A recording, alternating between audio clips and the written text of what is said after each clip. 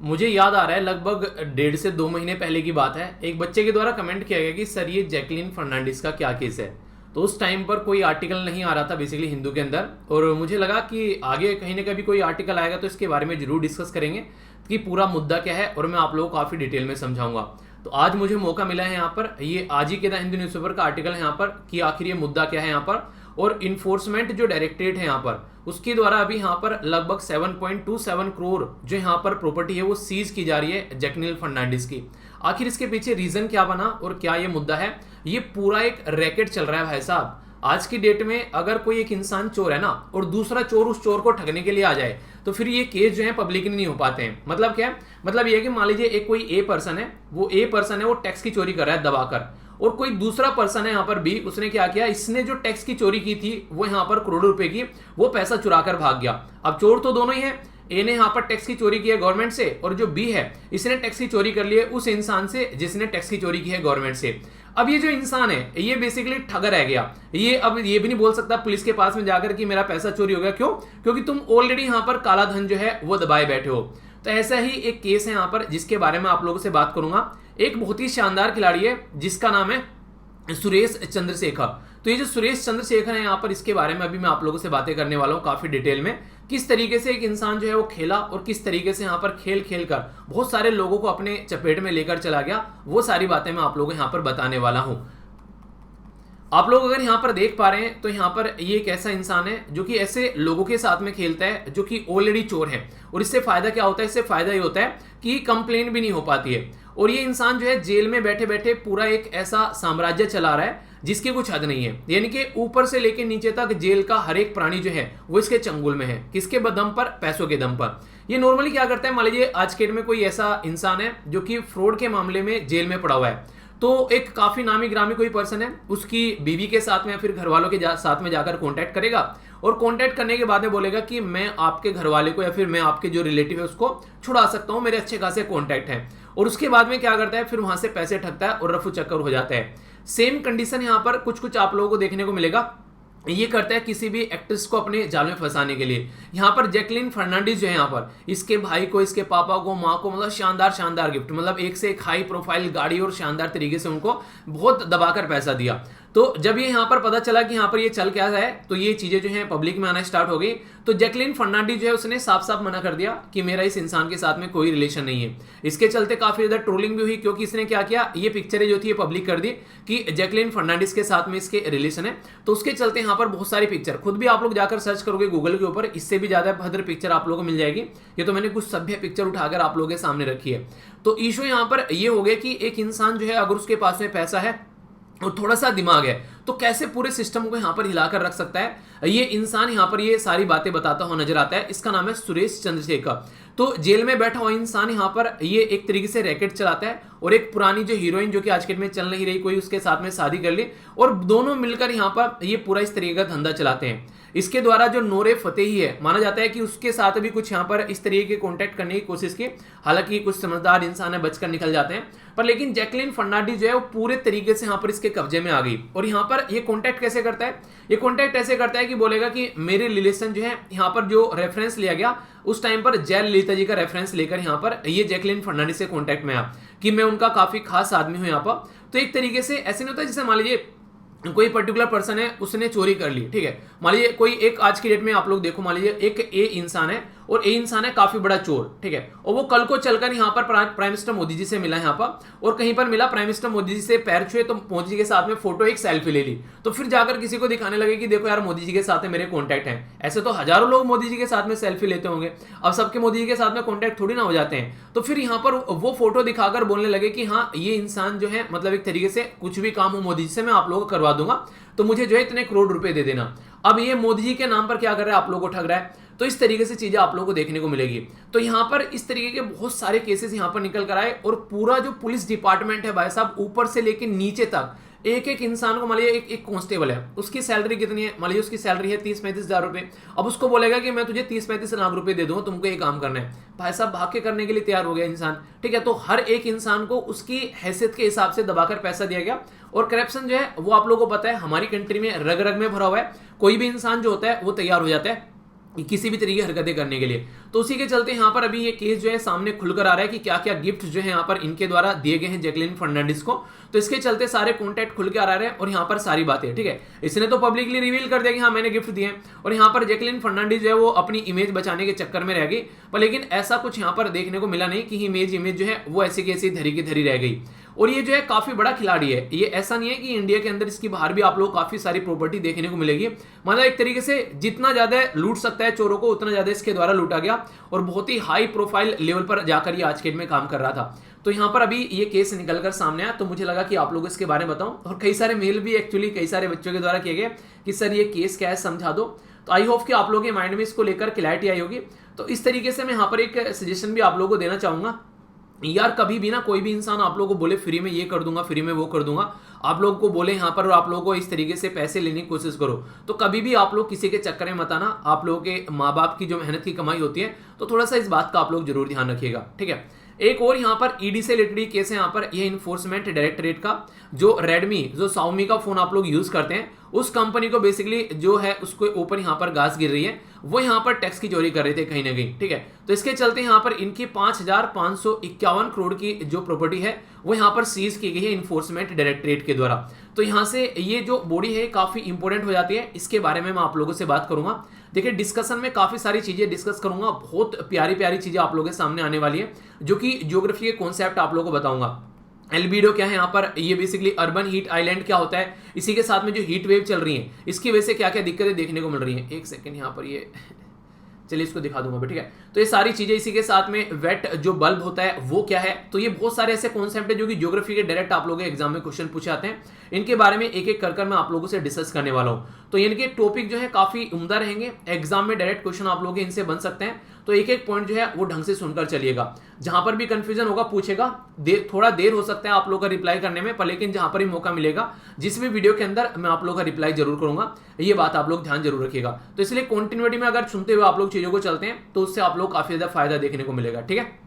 वैसे थोड़ा सा एक बार आज की कोटेशन वगैरह भी देख लेते हैं, फिर वरना वो हो जाएगा। बोला जा रहा है the road to success and the road to failure are almost same, यानी कि जो इंसान सक्सेस और जो इंसान फेल है ना, उसमें कोई ज्यादा डिफरेंस नहीं है। आप लोग खुद देखो, ये लेक्चर मैं आप लोगों के सामने ले रहा हूं, बहुत सारे बच्चे ऐसे होंगे इसमें से यहाँ पर सक्सेस हो जाएंगे और कई सारे ऐसे होंगे जो फेल हो जाएंगे। रीजन क्या रहेगा, रीजन टीचर तो वही है पढ़ाने वाला, वही पीपीटी यूज कर रहा हूं, वही सारे नोट्स आप लोगों को प्रोवाइड करवा रहा हूं। तो यहाँ पर कुछ लोग ऐसे फेल हो गए और कुछ लोग ऐसे सक्सेस हो गए। रीजन क्या है, रीजन यहाँ पर सीधा सीधा ये है, एक तो है जिस अटेंशन में आप लोग चीजों को सुन रहे हो। एक इंसान ऐसा है कि जी जान लगा दी लेक्चर में, एक एक पॉइंट उसको क्लियर हो रहा है, बिल्कुल उस तरीके से लेक्चर को सुन रहा है। एक है कि बस हाँ ठीक है यार, लेक्चर सुनने का मतलब है नहीं, एक लेक्चर सुन लिया, अपने दिल को तसल्ली दे रहा है कि हाँ आज का लेक्चर मैंने कंप्लीट कर लिया। रियलिटी में ना उसको ये पता है कि पूरे लेक्चर में कितने टॉपिक कवर किए गए, अगर टॉपिक भी कवर किया गया तो उसका बाद में बैठकर रिवीजन नहीं कर रहा है। अगर यहाँ पर देखो तो एक बार भी बैठकर लेक्चर को खोला नहीं है, बस उठ गया और सुन लिया और फिर फेंक दिया उठाकर। तो यहाँ पर एक इंसान ऐसा है जो बैठा प्रॉपर, उसने देखा आज के लेक्चर में क्या क्या पढ़ाया गया, लेक्चर कंप्लीट होने के बाद में उसको रिकॉल कर रहा है और फिर उससे नोट्स भी तैयार कर रहा है अपने, एक वो वाला इंसान हो गया। तो आप लोग बताइए किसका सिलेक्शन होगा। एक वो इंसान है जो कि टॉपिक पढ़ाने के बाद में उसमें से क्वेश्चन की प्रैक्टिस भी कर रहा है, जहां से भी उसको मिल रहे हैं, वो इंसान हो गया। तो यहां से आप लोग अंदाजा लगा सकते हैं कि सामान वही है, सारा कुछ, सारी चीजें वही है, पर लेकिन एक तरीके से एक इंसान जो है एक काफी कुछ अच्छा करके चला गया और एक इंसान जो है वो काफी पीछे रह गया। तो ये चीजें आप लोगों को यहाँ पर अंडरस्टैंड करनी पड़ेंगी, जो कि काफी जरूरी भी है। ये एक ऐसा कॉन्सेप्ट है जो कि लाइफ में आप लोगों को समझना पड़ेगा, जितनी जल्दी समझ जाओगे उतना ही ज्यादा बेटर रहेगा। इसी के साथ में एक एथिक्स की आप लोगों को यहाँ पर कोटेशन है, बोला जा रहा है the mind is everything what you think you become, यानी कि बुद्धा जी के द्वारा यहाँ पर ये बोला गया था कि जो दिमाग में आप लोग सोचते हैं ना वही आप लोग बन जाते हैं। अगर आप लोगों को लगता है ये एग्जाम आप लोग नहीं निकाल पाएंगे तो नहीं निकाल पाएंगे। अगर लगता है कि आप लोग प्राइम मिनिस्टर भी बन सकते हैं तो भाई साहब बन सकते हैं। ऑलरेडी देख लीजिए आप लोग, हमारी कंट्री में जो प्राइम मिनिस्टर जी मोदी जी खुद बोलते हैं कि मैं चाय बेचा करता था, वहां से एक हम्बल बैकग्राउंड से निकलकर एक इंसान वहां पर जाकर बैठ गया। तो आप लोग कुछ भी कर सकते हैं। तो इससे आप लोग एक अंदाजा लगा सकते हैं कि आप लोग जैसा सोचोगे अपने बारे में, आप लोगों का दिमाग आप लोगों को वैसा ही रिफ्लेक्ट करेगा।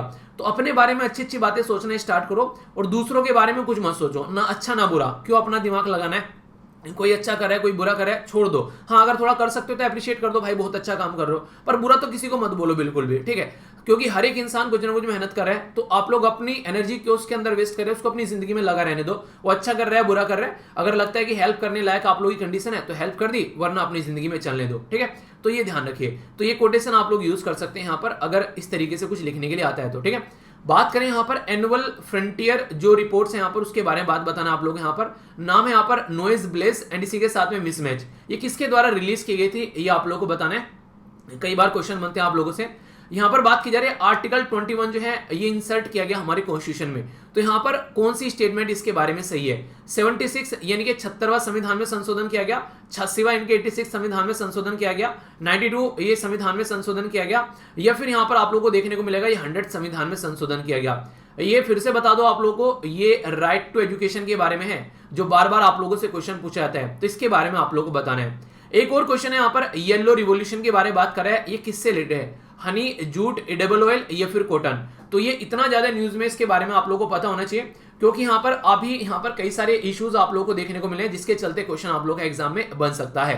अगर किससे रिलेटेड है वो तो बता दूंगा, तो आप लोग क्वेश्चन का आंसर ही समझ जाओगे। जो मैं नहीं बताना चाह रहा हूँ वो जब डिस्कस करूंगा आंसर बताऊंगा तो उस टाइम पर बताऊंगा, ठीक है।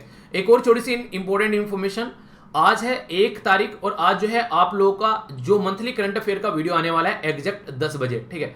तो 10 बजे आप लोगों को वीडियो मिल जाएगा, तो उसको वीडियो को आप लोग देखिएगा। पूरे अप्रैल मंथ का करंट अफेयर वहां पर कवर करने वाला हूं एक ही वीडियो के अंदर, तो 2 घंटे के आसपास का वो वीडियो आप लोगों को देखने को मिलेगा, ठीक है। तो उसको आप लोग अच्छे से एंजॉय कीजिएगा, क्योंकि अगर 2 घंटे के अंदर अंदर पूरे महीने का करंट अफेयर इंपॉर्टेंट आप लोगों के हाथ में आता है, तो कोई भी एग्जाम आप लोगों का पास में हो उसको आप लोग अच्छे से धूल चटा सकते हैं। तो ये आप लोगों से रिक्वेस्ट है कि अच्छे से उस वीडियो को एंजॉय कीजिएगा, और वो वीडियो की पीडीएफ जो है वो मैं आप लोगों को टेलीग्राम पर प्रोवाइड करा दूंगा रिवीजन के लिए भी। वो कहां पर मिल जाएगी, स्टडी लवर वीर चैनल है, यहाँ पर जाकर आप लोग उसको डाउनलोड कर लेना, टेलीग्राम पर आप लोगों को यहाँ पर मिल जाएगा। इसी के साथ में यहाँ पर 3 चैनल है टोटल मिलाकर, एक तो यही जो खुला हुआ है, दूसरा यहाँ पर आंसर राइटिंग का है, यहाँ पर इस पे जाकर आप लोग आंसर राइटिंग कर सकते हैं। बहुत सारे बच्चे रेगुलर आंसर राइटिंग करते हैं, तो आप लोग भी यहाँ पर पार्ट बन सकते हैं और आप लोग भी यहाँ पर अपना आंसर जो है वो पोस्ट कर सकते हैं, ठीक है। वीडियो के अंदर जो क्वेश्चन पूछता हूँ वो भी आप लोग चाहे तो यहाँ पर पोस्ट कर सकते हैं, ऐसी बात नहीं है कि आप लोग वो नहीं पोस्ट कर सकते हैं। इसी के साथ में एसएलवी पीडीएफ यहाँ पर नोट्स से रिलेटेड ग्रुप है, जिसमें अलग अलग नोट्स में प्रोवाइड कराता हूँ, इसको आप लोग देखते हैं। चलते फिरते कहीं पर भी अगर टाइम मिल रहा है बैठकर एक बार को नजर डाल ली और कुछ भी देख लिया, यहाँ पर पढ़ लिया, रिवीजन कर लिया, तो उस तरीका यहाँ पर ये एसएलवी पीडीएफ आप लोगों को देखने को मिलेगा। तो ये कुछ चैनल है जो कि फ्री ऑफ कॉस्ट है, आप लोगों को एक अच्छी पढ़ाई प्रोवाइड कराएंगे, साथ ही साथ में आप लोगों की कंसिस्टेंसी बनाकर हेल्प रखेंगे, और पीडीएफ वगैरह सारी, और वीडियो के नोटिफिकेशन भी नहीं मिलते हैं तो वो भी आप लोगों तक पहुंचेंगे। तो इसको आप लोग अपनी लाइफ का पार्ट बनाकर रख सकते हैं, ठीक है। आइए अब चलते हैं नेक्स्ट आर्टिकल की ओर। इन्फोर्समेंट डायरेक्टरेट वाला जो है मैं अभी आगे डिस्कस करूंगा आप लोगों से। पहले यहाँ पर ये जो आर्टिकल है इसको हम लोग देखते हैं, काफी इंपॉर्टेंट है और पूरा डिटेल में आज आया हुआ है। यहाँ पर ये बेसिकली बात कर रहा है किसके बारे में, अभी हीट वेव देखने को मिल रही है उसके बारे में यहाँ पर बात की जा रही है। तो हीट वेव की वजह से ये माना जा रहा है कि फिलहाल जो है लगभग पिछले कुछ टाइम में 17,000 के करीब लोगों की जान जा चुकी है। ये मैं नहीं बोल रहा हूँ, ये आईएमडी बोल रहा है। ये जो पीपीटी है इसको मैं ठीक कर दूंगा जब आप लोग डाउनलोड करेंगे, टेंशन मत लेना। हीट वेव का जो टाइम है ये अभी यहाँ पर बढ़ता हुआ जा रहा है पहले के कंपेयर में। अभी यहाँ पर जो इसका ड्यूरेशन है वो आप लोगों को बढ़ता हुआ यहाँ पर नजर आएगा, यानी कि हर एक डिकेड में अगर बात करें, यानी कि पहले एक डिकेड अगर था यहाँ पर, यानी कि 80 से लेके 1990 तक था अगर, तो लगभग 575 दिन हीट वेव के आप लोगों को देखने को मिलते थे, ठीक है। सॉरी 413। फिर यहाँ पर 2001 से 10 के बीच में 575 हो गए, 2011 से लेकर 2020 के बीच में 600 दिन हीट वेव के हो गए। तो ये हीट वेव अगर बोला जाए तो होता क्या है, इसके बारे में अगर बात करें, जिसकी वजह से लोगों की जान तक जा रही है, तो इसके बारे में आप लोगों को पता होना चाहिए। आज की डेट में हाई टेम्परेचर देखने को मिलता है कई सारी जगह पर, जैसे चंडीगढ़, दिल्ली, जयपुर, अहमदाबाद, मुंबई, हैदराबाद। ये देखिए अभी रिसेंटली यहाँ पर हाई टेम्परेचर देखने को मिल रहा है। तो ये जीएस पेपर 1 जो कि ज्योग्राफी का पोर्शन है आप लोगों का, और इसी के साथ में क्लाइमेट चेंज जो कि तीसरे पेपर के अंदर आता है, दोनों जगह आप लोग इसको कनेक्ट कर देख सकते हैं। ध्यान से सुनिएगा, एक एक टॉपिक जो है वो आप लोगों के माइंड में क्लियर हो जाएगा। हमारी कंट्री में एक डिपार्टमेंट है जिसका नाम है आईएमडी, इसको बोलते हैं इंडियन मेट्रोलॉजिकल डिपार्टमेंट। याद रखना ये कौन से मिनिस्ट्री के अंडर में आता है, तो ये मिनिस्ट्री ऑफ अर्थ साइंस के अंडर में आता है। इसके बेसिकली हेडक्वार्टर आप लोगों को न्यू दिल्ली में देखने को मिलेगा। कौन है इसके आज के डेट में जो बेसिकली चीफ, वो आप लोगों को बताना है। नॉर्मली अगर बात करें टेम्परेचर के बारे में, जैसे मान लीजिए टेम्परेचर जो है 40 डिग्री यहाँ पर पहुंच गया, ठीक है, एटलीस्ट 40 डिग्री यहाँ पर पहुंचता हुआ भी नजर आ रहा है। ये आप लोगों को देखने को मिलेगा प्लेन एरिया में, जैसे कि आप लोग यहाँ पर प्लेन एरिया में रहते हैं, ठीक है, जैसे आप लोग नॉर्मल एरिया में आप लोग रहते हैं जहां पर पहाड़ियां नहीं है, तो वहां पर 40 डिग्री सेंटीग्रेड पहुंच गया, और पहाड़ी वाले एरिया में लगभग 30 डिग्री सेंटीग्रेड यहां पर पहुंच गया। और इसके बाद भी अगर बात करें यहाँ पर, अगर जो नॉर्मल टेम्परेचर है उसके ऊपर भी अगर 5 से 6 डिग्री टेम्परेचर पहुंच जाए, तो ये हीट वेव की कंडीशन बन जाती है। यानी कहने का मतलब ये कि जितना टेम्परेचर नॉर्मल जा रहा है उससे भी अगर 5-6 डिग्री ऊपर चला जाए तो ये हीट वेव की कंडीशन यहां पर बनने लगती है, और इस हीट वेव की कंडीशन की वजह से बहुत सारे लोगों की जान भी जाने लगती है। और यहां पर एक कॉन्सेप्ट है जो मैं आप लोगों को बताने वाला हूं, यहां पर यह है बेसिकली वेट बल्ब टेम्परेचर, जिसको WBT आप लोग बोलते हैं। ये क्वेश्चन एग्जाम में रिसेंटली अभी पूछा गया, आगे भी क्वेश्चन बन सकता है इसका। बेसिकली यहां पर ये मुद्दा आप लोग को देखने को मिलेगा, अगर आज की डेट में हमारी बॉडी जो है जैसे धूप निकल रही है, तो धूप निकलने की वजह से क्या होता है, हमारी बॉडी में पड़ती है, हमारी बॉडी में से पसीना निकलता है, पसीना निकलने के बाद में हमारी बॉडी ठंडी हो जाती है। पर लेकिन एक ऐसी कंडीशन बन जाना कि बॉडी जो है वो अपने आप को ठंडा करना बंद कर दे। जैसे घड़ा है, घड़े में पानी ठंडा कैसे होता है, क्योंकि उसमें से कुछ पानी जो है वो उड़ता रहता है, वाष्प की थोड़ में वहां पर निकलता रहता है, इसलिए जो घड़ा होता है मिट्टी का उसमें पानी ठंडा रहता है। पर लेकिन सोचो वो पानी ठंडा करना बंद कर दिया, तो इसका मतलब ये कि उसकी कहानी खराब हो गई। तो बॉडी की भी कहानी जब खराब होने लगे यहाँ पर वो अपने आप को ठंडा करना बंद कर दे, तो इसकी वजह से लोगों को हीट स्ट्रोक आने लगते हैं। ठीक है, इसकी वजह से एग्जॉस्ट हो जाता है इंसान, एक तरीके से बिल्कुल रैशेस पड़ने लगते हैं स्किन के ऊपर, और जान तक चली जाती है यहां पर इंसान की। तो यहां पर inter governmental panel on climate change, जो कि IPCC जिसको आप लोग बोलते हो, उसके द्वारा यहां पर ये बातें बताई जा रही है कि आने वाले टाइम में लोगों की जान जाना तक यहां पर आप लोगों को देखने को मिलेगी। इतना बुरा, इतना ह्यूज टेम्परेचर यहां पर बढ़ रहा है। तो ये कॉन्सेप्ट जो यहां पर निकल कर आ रहा है बेसिकली वेट बल्ब टेम्परेचर, तो ये एक ऐसा कॉन्सेप्ट है जिसके चलते आप लोग समझ सकते हैं कि हीट टोलरेट करने का टेम्परेचर जो है वो इतना पहुंच जाता है कि इंसान उसको टोलरेट ही ना कर पाए। ठीक है, human can not tolerate high temperature. तो इतना ज्यादा हीट और ह्यूमिडिटी आप लोग को देखने को मिलेगी कि इंसान को समझ में नहीं आता क्या है, वो पगला जाएगा, बिल्कुल वो वाली कंडीशन यहां पर देखने को मिलेगी। सोचो इस टाइम पर यहां पर जो आज की डेट में जो पक्षी हैं, खासकर अगर बात करूं तो यार कोशिश करना कि छतों पर थोड़ा सा पानी जरूर रख देना, जिससे कि एक तरीके से उनकी जिंदगी भी थोड़ी सी आसान बनी रहे। तो ये आप लोग की रेस्पॉन्सिबिलिटी है। ठीक है, अपने अपने एरिया में इतना काम आप लोग जरूर करिएगा। तो यहां पर नॉर्मली अगर आप लोग सिटी के अंदर रहते हैं तो कहानी और भी ज्यादा खराब है, क्योंकि अर्बन हीट आइलैंड का कॉन्सेप्ट आप लोगों ने सुना होगा। ये आप लोगों को बताता हूं, काफी प्यार से आप लोग इसको समझिएगा, और इस तरीके से किसी भी टॉपिक को तैयार कर लो कि आज पढ़ लिया फिर कहानी खत्म, आगे उसको खोलने की जरूरत ही ना पड़े। जैसे अगर आप लोग गांव और शहर में कंपेयर करोगे तो यहां पर एक लाइन अगर मैं इस तरीके से ड्रॉ कर दूं, और ये हो गया शहर वाला एरिया लेफ्ट वाला, और राइट वाला हो गया गांव वाला एरिया।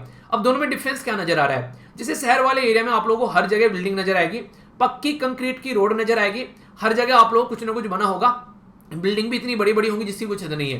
पर गांव में छोटे मोटे घर होंगे, इसके बारे में बाकी काफी एरिया जो है वो खाली पड़ा रहेगा, जहां पर ग्रीनरी आप लोगों को देखने को मिलेगी। अब कहां पर ज्यादा गर्मी होगी, तो इसका कॉन्सेप्ट आप लोग समझिए। मान लीजिए शहर में एक बिल्डिंग है यहाँ पर, अब मान लीजिए एक यहाँ पर ये प्लेन है गांव के अंदर में, अब यहाँ पर सूरज की रोशनी पड़ी और यहाँ पर रिफ्लेक्ट होकर चली गई, जितनी से एब्जॉर्ब करी उतनी एब्जॉर्ब कर ली, तो उतनी ही गर्मी यहाँ पर पड़ेगी। पर लेकिन सोचिए जब यहाँ पर शहर के अंदर जाएंगे और एक बिल्डिंग है यहाँ पर, ये उस बिल्डिंग के अगर आप लोग स्ट्रक्चर के बारे में आप लोग बात करेंगे तो मान लीजिए ये जो बिल्डिंग है यहाँ पर, इस बिल्डिंग के स्ट्रक्चर कितना बढ़ गया, अब ये सरफेस हो गया, ये सरफेस हो गया, ये सरफेस हो गया, ये सरफेस हो गया, ऊपर तो पड़ी रही है बेसिकली। तो जो गांव में रोशनी पड़ रही है वो ओनली इस सरफेस पर पड़ रही है, ऊपर वाले पर, और उसकी वजह से हीट जनरेट हो रही है। पर लेकिन यहाँ पर क्या पड़ रही है, चारों तरफ से यहाँ पर हीट जनरेट हो रही है, बिल्डिंग के अलग अलग जो स्पेयर है, सूरज वहां पर पड़ रहा है और उसकी वजह से हीट जनरेट हो रही है। तो इसीलिए सिटीज में आप लोगों को बहुत ज्यादा हीट जनरेट होती हुई नजर आएगी, और इसकी वजह से यहाँ पर एक तरीके से जो आज के में जो अर्बन एरिया है वो हीट आइलैंड बन चुके हैं, इतनी ज्यादा गर्मी वहां पर देखने को मिलती है। मैं आप लोगों को बता दूं, यहाँ पर अगर आप लोग किसी एक पोस्ट सिटी के अंदर में रहते हैं और वहां पर आप लोग देखोगे जब गाड़ियां भी चलती हैं, उसके पीछे अगर आप लोग थोड़ी देर के लिए, जैसे अगर आप लोग कहीं से निकलती हुई देखने को मिले गाड़ी और वहां पर खड़े हो जाओ, तो ऐसा लगता है आग फेंक रही है पीछे से वो गाड़ी, इतनी बुरी कंडीशन झुलसाने वाली निकल कर आती है। पर गांव में आज के दिन पेड़ काफी ज्यादा आप लोगों को देखने को मिलेंगे, पक्का जो ज्यादा नहीं है, वहां पर काफी जगह आप लोग कच्ची चीजें नजर आ जाती हैं, जिसकी वजह से आसानी से यहाँ पर जो एक तरीके से एक टेम्परेचर जो है वो कंट्रोल रहता है। और इसी में यहाँ पर देखिए तीन कॉन्सेप्ट आप लोग हो जाएंगे। एक तो हो गया, कोई पूछ ले आप लोगों से यहाँ पर कि हीट वेव क्या होती है, तो उसके बारे में बता दिया। नॉर्मल टेम्परेचर से 5 से 6 डिग्री टेम्परेचर अगर बढ़ जाए, यहाँ पर उसको हीट वेव की कैटेगरी में आप लोग रख देगा। दूसरा कॉन्सेप्ट आप लोगों का हो गया यहाँ पर वेट बल्ब, आप लोगों से पूछ ले क्या होता है, तो एक तरीके से बॉडी की क्षमता इस तरीके से खत्म हो जाना कि वो यहाँ पर सहन ही ना कर पाए टेम्परेचर को, तो उस टाइम पर यहाँ पर ये कंडीशन आप लोगों को देखने को मिलेगी। तो बॉडी जो है उस टाइम पर एक तरीके से इवेपोरेट करना, चीजों को इतना बंद कर देती है, यहाँ पर कहीं ना कहीं कूलिंग जो टेम्परेचर होता है वो बॉडी का वो कहीं ना कहीं होना बंद हो जाता है, ऐसा आप लोग यहाँ पर बोल सकते हैं। नेक्स्ट कॉन्सेप्ट आप लोग यहाँ पर अर्बन हीट आइलैंड का हो गया, जहां पर एक तरीके से क्यों इतनी अर्बन एरिया में इतनी हीट यहाँ पर आप लोगों को देखने को मिलती है। एक और कॉन्सेप्ट है यहाँ पर, ये है एल्बिडो का कॉन्सेप्ट। एल्बिडो का कॉन्सेप्ट भी कई सारे क्वेश्चन एग्जाम में पूछे जा चुके हैं। इसमें ये रहता है कि अगर कहीं पर टेम्परेचर बहुत ज्यादा बढ़ रहा है, ठीक है, जैसे मान लीजिए आज के में, जैसे कि आज के में आप लोग सिटी के अंदर में रहते हैं, तो यहाँ पर जैसे कि सूरज की रोशनी पड़ी और यहाँ से रिफ्लेक्ट होकर चली गई, ठीक है, तो ये जो रिफ्लेक्शन होता है ये बेसिकली आप लोगों को एल्बिडो देखने को मिलेगा। जैसे कि एक हाई एल्बिडो का मतलब क्या होता है, वो बहुत ज्यादा चीजें रिफ्लेक्ट कर दे। अगर बर्फ की सिल्ली है या फिर आप लोगों ने व्हाइट कलर का कपड़ा पहना हुआ है, वहां पर आप लोगों को हाई एल्बिडो देखने को मिलेगी। क्यों? आप लोग गर्मी नहीं लगेगी, वो मैक्सिमम चीजें रिफ्लेक्ट कर देते हैं। एक्चुअल में ब्लैक कलर कोई होता नहीं है। ब्लैक कलर वो होता है जहां पर सारी चीजें सब्ज्यूम कर लेता है कोई कलर, उसको आप लोग नॉर्मली ब्लैक कलर बोल देते हो। नॉर्मली जो कलर है वो विगब्योर वाले कलर होते हैं। विगब्योर में कौन कौन से कलर होते हैं कमेंट बॉक्स में बताइए। ये तो छोटी सी चीज है, आप लोगों ने पढ़ी होगी, ठीक है। ब्लैक कलर की जो एल्बिडो है वो काफी कम होती है। क्यों? क्योंकि मैक्सिमम एनर्जी सोख लेता है। 10% ओनली रिफ्लेक्ट करी, 90% सोख ली तो एल्बिडो काफी कम होगी। तो वो एरिया जहां पर एल्बिडो काफी कम होगी वहां पर आप लोगों को देखने को मिलेगा टेम्परेचर जो है वो आप लोगों को बेसिकली काफी हाई नजर आएगा। और जहां पर एल्बिडो काफी हाई होगी, इनके रिफ्लेक्ट करने की पावर काफी ज्यादा होगी, वो चीज नॉर्मली गर्म होती नजर नहीं आएगी। इसीलिए सजेस्ट किया जाता है बड़े बुजुर्गों के द्वारा कि गर्मियों में जब भी घर से बाहर निकले तो सफेद रंग का कपड़ा पहनकर बाहर निकलिएगा। ये जनरली आप लोगों ने देखा होगा। तो जो हमारे जो एक तरीके से जो हमारे जो बुजुर्ग होते हैं घर के, उनकी बात हम लोग को मान लेनी चाहिए। तो यहां पर आप लोगों को काफी फायदा देखने को मिलेगा। घर से अगर बाहर निकलो तो सर पर आप लोग कोई भी हैट वगैरह और आंखों पर चश्मा लगाकर निकलिए, इससे भी काफी ज्यादा फायदा आप लोगों को देखने को मिलेगा। पानी की बोतल साथ में रखिए, पानी पीते रहिए, इसी के साथ में कोशिश करिए कि धूप में ज्यादा बाहर ही न निकले। तो ये चीजें आप लोग कुछ अंडरस्टैंड करनी पड़ेंगी। तो इसके बारे में ये बातें आप लोग बेसिकली याद जरूर रखिएगा, ठीक है।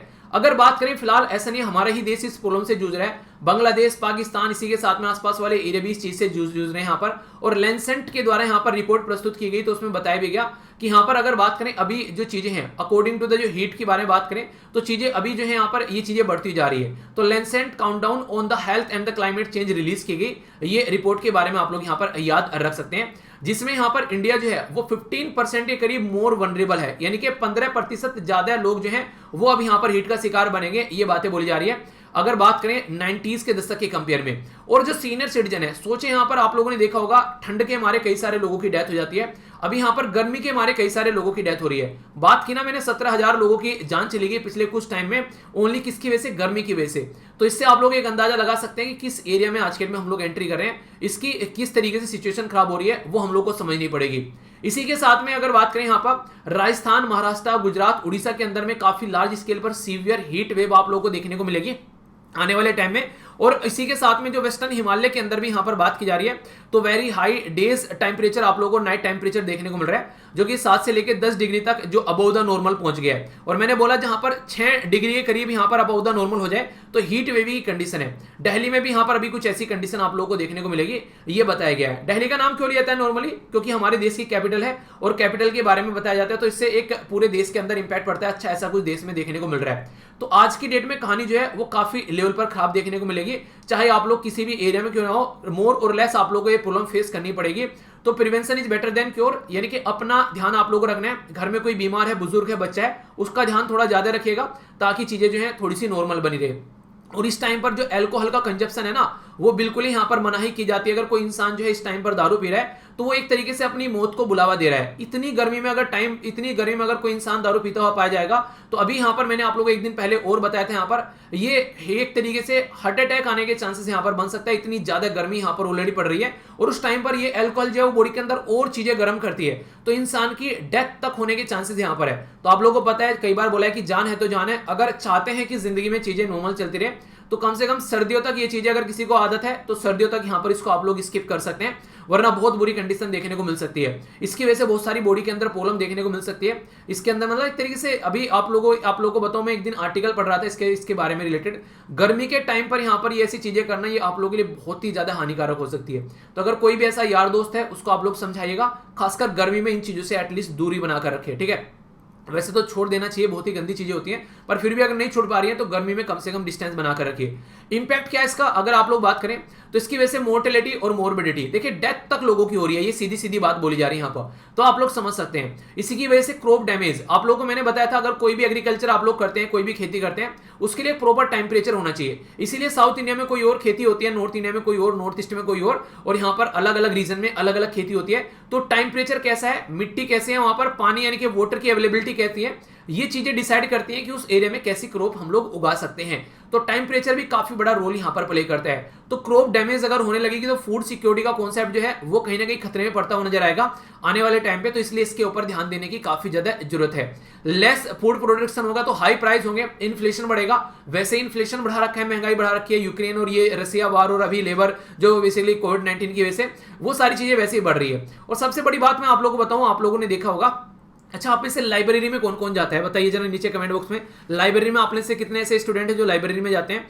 आप लोग रूम पर बैठकर पढ़ते हैं जहां पर एसी नहीं है, और आप लोग लाइब्रेरी में जाते हैं जहां पर एसी लगा हुआ है। तो कहां पर आप लोगों को पढ़ने में ज्यादा मजा आता है और आप लोगों की पढ़ने की इफिशिएंसी बढ़ जाती है? तो नॉर्मली आप लोगों ने देखा होगा, अगर एसी में लाइब्रेरी में जाकर आप लोग बैठते हैं और वहां पर एसी है तो आप लोगों की पढ़ने की कैपेसिटी बढ़ जाती है, क्योंकि आप लोगों का दिमाग इधर उधर कम लगता है। यहाँ पर ज्यादातर किताब में लगेगा, वरना गर्मी लग रही है, पसीने आ रहे हैं, किताबें भी गल रही हैं, वो दिक्कतें आप लोगों को देखने को मिल जाती है। तो इसीलिए यहाँ पर कहीं ना कहीं प्रोडक्टिविटी बढ़ जाती है। सोचो लेबर जो काम करती है खेतों में या फिर कोई किसी फैक्ट्री में, तो उनकी प्रोडक्टिविटी भी यहाँ पर कम हो जाती है। तो डायरेक्ट यहाँ पर आप लोगों को देश के ऊपर इंपैक्ट पड़ता हुआ नजर आता है। इसी की वजह से जंगलों में आग लगती है और सूखा पड़ता है यहाँ पर। तो ये सारी चीजें, तो मृत्यु दर यहाँ पर, ये सारी चीजें, फसल में क्षति, ये सारी दिक्कतें देखने को मिलती हैं। तो हीट वेव कहने के लिए तो हीट वेव होगी, पर रियलिटी में ये बर्बाद करने वाली वेव होती है। और ये टेम्परेचर जैसे जैसे बढ़ता हुआ जा रहा है वैसे वैसे और ज्यादा दिक्कतें आने वाले टाइम में आप लोगों को देखने को मिलने वाली है। तो उसी के बारे में यहाँ पर बात की जा रही है कि हम लोग को समझना चाहिए कि हीट वेव को कैसे लेकर चलना है। तो इग्नोर करने वाला कॉन्सेप्ट नहीं है यहाँ पर, ऐसा आप लोग यहाँ पर बोल सकते हैं हीट वेव। अगर कोई इसको इग्नोर कर रहा है तो वो एक तरीके से काफी बुरी कंडीशन उसको आने वाले टाइम में देखने को मिलेगी। तो क्या सोल्यूशन है इसका कोई? अगर आप लोग देखें यहाँ पर तो देखिए, prevention is better than cure, यानी कि अपना बचाव ही सोल्यूशन है। पहले तो आप लोग ये बोल सकते हैं। जैसे सबसे पहले यहाँ पर एक काफी इंपॉर्टेंट स्टेप आप लोग उठा सकते हैं। बेसिकली यहाँ पर हमारे देश में यहाँ पर ये स्टेप जो उठाया गया, ये अहमदाबाद के अंदर उठाया गया। ये माना जा रहा है कि अहमदाबाद जो कि गुजरात के अंदर आप लोगों को सिटी देखने को मिलेगी, 30 से लेके 40% तक यहाँ पर जो हीट की वजह से लोगों की डेथ होती थी वो कम हो गई। क्यों? क्योंकि हीट प्रूफिंग बिल्डिंग यहाँ पर बनाई गई। तो हीट प्रूफिंग बिल्डिंग का मतलब क्या होता है? नॉर्मली अगर आप लोग बिल्डिंग बना रहे हैं तो कुछ ऐसी चीजें, कुछ ऐसा मटेरियल बीच में लगा दो जो कि इंसुलेटर का काम करता है। आप लोग नॉर्मली देखा होगा, अगर आप लोग बेसिकली यानी कि एक जो आप लोग कुकर पकड़ रहे हैं या फिर आप लोग बेसिकली जैसे हीटर पर कुछ रख रखा है और स्टोव पर कुछ रख रखा है, तो उसको पकड़ने के लिए पीछे जो डंडा होता है वो या तो लकड़ी का होगा या फिर प्लास्टिक का आप लोग को देखने को मिलेगा। क्यों? क्योंकि वो इंसुलेटर होता है, उसके अंदर गर्मी नहीं पहुंच पाती है और वो गर्म नहीं हो पाता है, भले ही वो चीज कितनी भी गर्म क्यों ना हो जाए जिसमें बेसिकली आप लोग कोई चीजें गर्म कर रहे हैं। तो ऐसे ही यहाँ पर अगर बात करें, आप लोग यहाँ पर अगर कोई ऐसा मटेरियल लगा देते हैं बीच में कि हीट जो है वो आर पार ही ना हो पाए, तो इंसुलेटर आप लोग यहाँ पर लगा दीजिए। तो ऐसे घर, काफी बिल्डिंग ऐसी तैयार की जा रही है अहमदाबाद के अंदर में, जिसकी वजह से 30 से 40% लोगों की जो डेथ होनी बंद हो चुकी है। और ये इंटर गवर्नमेंटल पैनल और क्लाइमेट चेंज के द्वारा बताया गया। तो दूसरे एरिया में भी जहां पर लगता है ऐसी कोई कंडीशन देखने को मिल सकती है, वहां पर भी हम लोग ये कॉन्सेप्ट यूज कर सकते हैं। इसी के साथ में अगर बात की जाए, यहाँ पर कई सारे स्टेप और उठाए जा सकते हैं जिससे रिप्लेस कर देना डार्क जो रूफ होती हैं, यानी कि जो घरों की छतें होती हैं वो डार्क होती हैं कई बार, तो है वो यहाँ पर अगर उसको रिप्लेस कर दे कुछ व्हाइट मटेरियल से, उससे क्या होगा, रिफ्लेक्शन की पावर यहाँ पर बढ़ जाएगी। तो इसके चलते आप लोगों को यहाँ पर देखने को मिलेगा। डार्क रूफ क्या करती है, अभी मैंने आप लोगों को यहाँ पर बताया एल्बिडो वाला कॉन्सेप्ट, जो कि आप लोगों से पूछा जा सकता है। ये अगर 100% इसके ऊपर अगर यहाँ पर सूरज की किरणें पड़ रही हैं तो 90% एब्जॉर्ब कर लिया। अब सोचो आप लोग घर के नीचे रहते हैं तो वो अपने आप ही वहां पर एक तरीके से एक प्रेशर कुकर बन जाएगा घर पर। लेकिन आप लोगों ने नॉर्मली देखा होगा, अगर एक ऐसे घर में आप लोग रहते हैं, मिट्टी का कच्चा घर रहता है, वहां पर ऐसी कंडीशन देखने को नहीं मिलेगी, क्योंकि वहां पर काफी सारी चीजें जो है वो रिफ्लेक्ट हो जाती हैं। तो इसके चलते कॉन्सेप्ट जो है बेसिकली यही बताया गया कि घरों की स्ट्रक्चर तक हम लोग को चेंज करनी पड़ेंगे अगर हम लोग इससे यहाँ पर बचना चाहते हैं। तो ये कॉन्सेप्ट आप लोगों को समझना पड़ेगा। सॉल्यूशन लिखने के लिए आ जाए तो देखिए वो भी आप लोगों को पता होना चाहिए, वरना फिर कोई मतलब नहीं रह जाता है। तो इस तरीके से आप लोगों को यहाँ पर चीज समझना पड़ेगा, ऑल्टरनेटिव लेकर चलना पड़ेगा, बिल्डिंग की स्ट्रक्चर आप लोगों को लेकर चलनी पड़ेगी। इसी के साथ में जैसे कि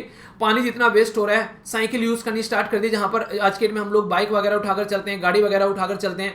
नेचुरल चीजों के पास में हम लोग को जाना है, जिससे कि हम लोग चीजों को अच्छे से रख सकें। और सबसे बड़ी बात जो मैं आप लोग को हमेशा बताता हूँ, पेड़ लगाना। एसएलवी आर्मी प्लांटिंग ट्री ऐसा करके आप लोग मेरे साथ में टैग भी कर सकते हैं ट्विटर पर या फिर फेसबुक पर। तो इससे आप लोग क्या करिए, एक तरीके से हम भी मिलकर बहुत सारा काम कर सकते हैं, पेड़ लगा सकते हैं। तो इससे क्या होगा, पेड़ लगाना एक सबसे आसान तरीका है इन चीजों को कंट्रोल करने का। तो ये चीजें आप लोगों को देखने को मिलेगी। तो काफी एक प्यारा कॉन्सेप्ट था यहाँ पर। तो कई सारे कॉन्सेप्ट आप लोग यहाँ पर ज्योग्राफी के कवर हो गए। यहाँ पर बेसिकली वेट बल्ब के बारे में हम लोगों ने बातें कर ली, ठीक है, अर्बन हीट के बारे में, हीट वेव के बारे में, एल्बिडो के बारे में, और क्या क्या सोल्यूशन यहाँ पर हो सकता है, इसके इंपैक्ट क्या पड़ते हैं। तो आप प्रीलिम्स में क्वेश्चन पूछ ले, चाहे मेंस में चाहे इंटरव्यू में, मुझे नहीं लगता कि अब आप लोगों को इसको लिटरली कोई डाउट होगा, एक अच्छा आंसर भी दे पाएंगे आप लोग और चीजों को समझा भी पाएंगे। और यहाँ से ऑलरेडी कई सारे क्वेश्चन बन चुके हैं प्रीलिम्स के अंदर, आप लोग इसके बारे में याद रखिएगा, ठीक है। तो ये इसके बारे में समझिएगा बिल्कुल। इसी के साथ में यहाँ पर एक खुशखबरी यहाँ से निकल कर आ रही है, कोलकाता के अंदर बारिश से झमाझम हो रही है, तो कॉन्ग्रेचुलेशन यार कोलकाता वासियों यहाँ पर। बाकी आप लोग देखते हैं तो आने वाले टाइम में यहाँ पर जहाँ पर एक बारिश हो रही है उनके लिए खुशखबरी आप लोगों को देखने को मिलेगी, ठीक है। एक और आर्टिकल है यहाँ पर आज का, जो कि प्राइम मिनिस्टर मोदी साहब के द्वारा जो कमेंट किया गया उसको लेकर यहाँ पर ये आर्टिकल आ रहा है। बेसिकली स्टेट वर्सेस सेंटर की बात की जा रही है फ्यूल टैक्स के बारे में। आप लोगों को मैंने यहाँ पर बताया भी था पहले भी कि आज के डेट में हमारे देश में कंडीशन क्या देखने को मिल रही है कि अगर बात की जाए जैसे कि पेट्रोल का प्राइस जो है वो मान लीजिए 100 रुपए से ऊपर पहुंच गया, तो इसमें 32 रुपए जो है वो सेंटर यहां पर कमाता है, ठीक है। इसी के साथ में यहां पर स्टेट जो है लगभग 23 रुपए कमाता है। डीलर का चार्ज रहता है लगभग यहां पर 3.8 यानी कि 4%।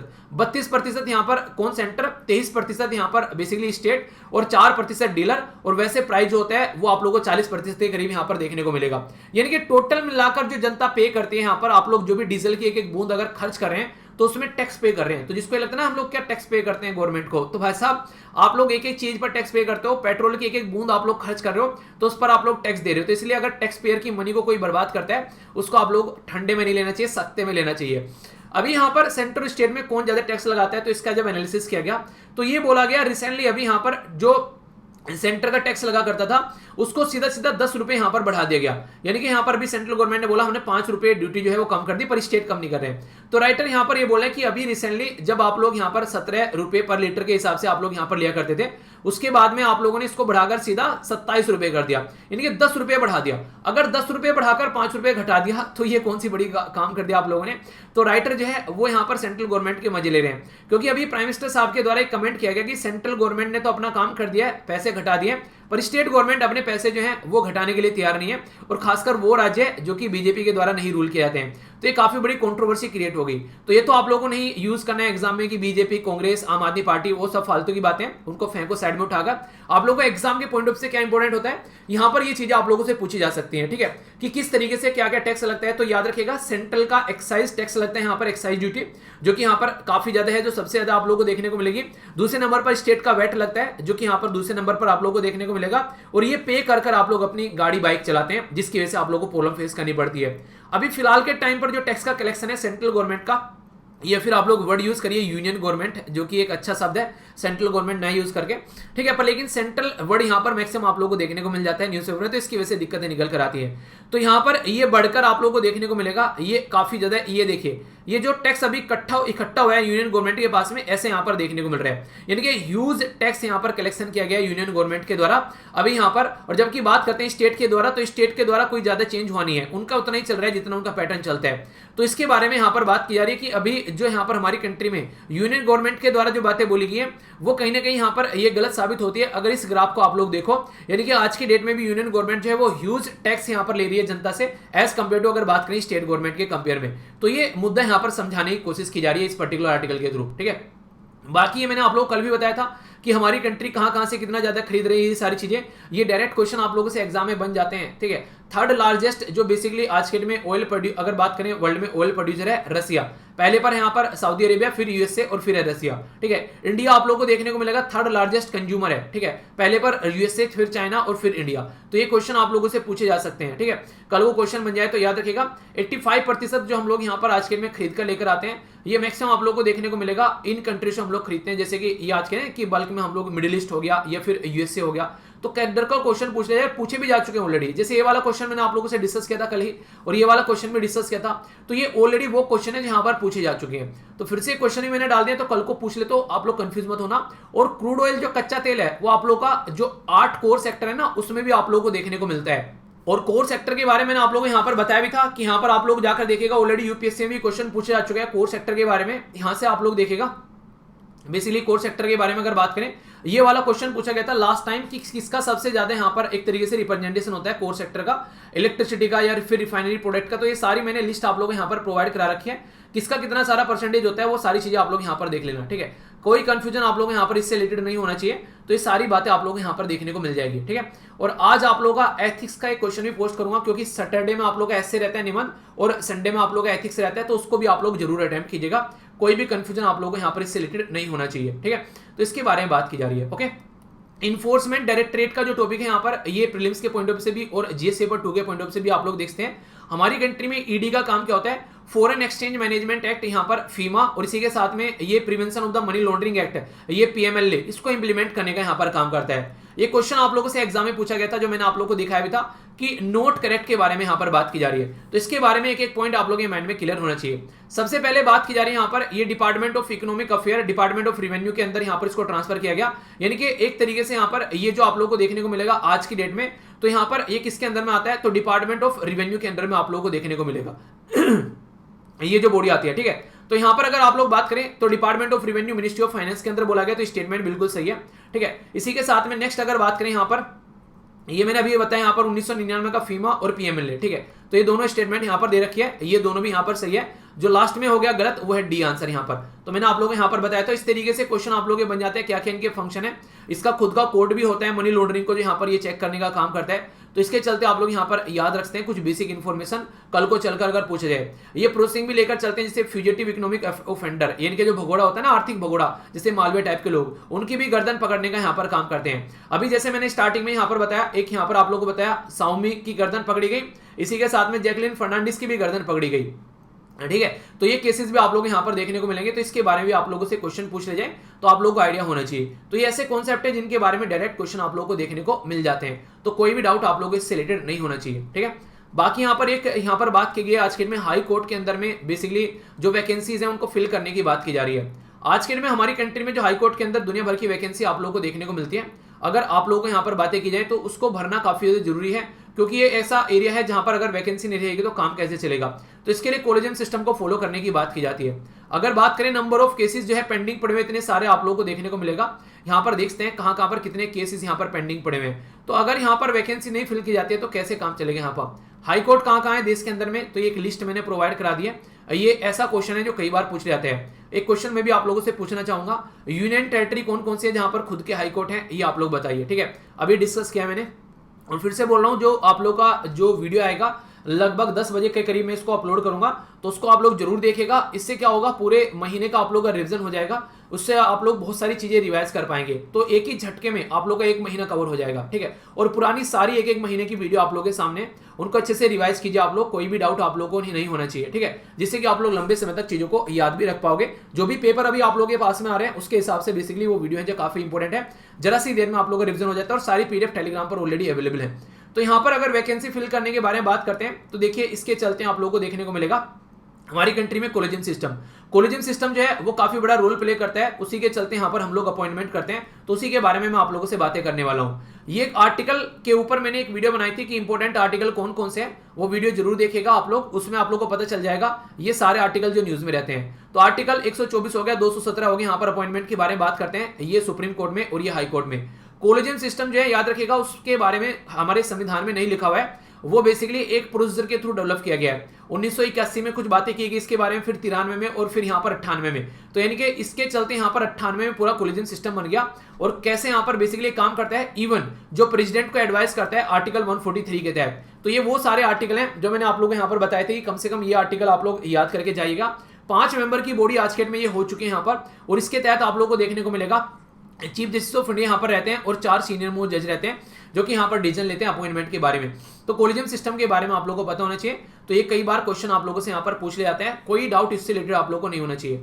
हाई कोर्ट के बारे में कुछ और बातें अगर आप लोगों से की जाए, तो हाई कोर्ट जो है वो हाईएस्ट जुडिशियल कोर्ट है किसी भी इंडियन स्टेट के अंदर में, और टोटल मिलाकर 25 हाई कोर्ट आप लोगों को देश के अंदर देखने को मिलेंगे।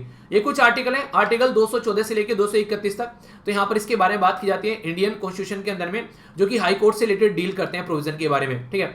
पावर जो ट्रांसफर की हाई कोर्ट जो जज होते हैं, जो बेसिकली वो आर्टिकल 122 के हिसाब से यहाँ पर काम करते हैं। आर्टिकल 217 यहाँ पर अपॉइंटमेंट किए जाते हैं जज, जो मैंने अभी बताया।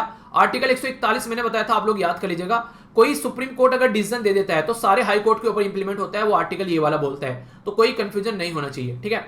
आर्मी के नए चीफ बन गए हैं, 29 चीफ है यहाँ पर, ये इनका नाम आप लोग याद रखिएगा, ठीक है। तो जनरल जो है यहाँ पर मनोज पांडे जो लेफ्ट में है, उनके द्वारा यहाँ पर अभी चार्ज लिया गया है यहाँ पर। इसके चलते जो अभी तक जनरल जो नरवाने थे वो भी यहाँ पर आर्मी के चीफ थे, तो 29th आर्मी के चीफ यहाँ पर बन गए। तो आर्मी एयरफोर्स के चीफ आप लोगों को पता होना चाहिए। चीफ ऑफ डिफेंस स्टाफ की पोस्ट अभी खाली पड़ी है, तो उसके ऊपर भी यहाँ पर भी काम किया जाएगा। उसके चलते यहाँ पर ये चीजें आप लोगों को देखने को मिलेगी, ठीक है। तो ये आप लोग समझ सकते हैं, कल को क्वेश्चन बने तो इसको लेकर आप लोगों के माइंड में कोई कंफ्यूजन नहीं होना चाहिए। यहाँ पर ये आर्टिकल है, अभी आप लोग कई सारी बातें जानने को मिलेगी। प्राइम मिनिस्टर साहब के द्वारा बोला गया कि लोकल कोर्ट में लोकल लैंग्वेज यूज की जानी चाहिए। तो लोकल लैंग्वेज के ऊपर ऑलरेडी एक आर्टिकल और है जो कि मैं आप लोगों से कंबाइन करके डिस्कस करूंगा।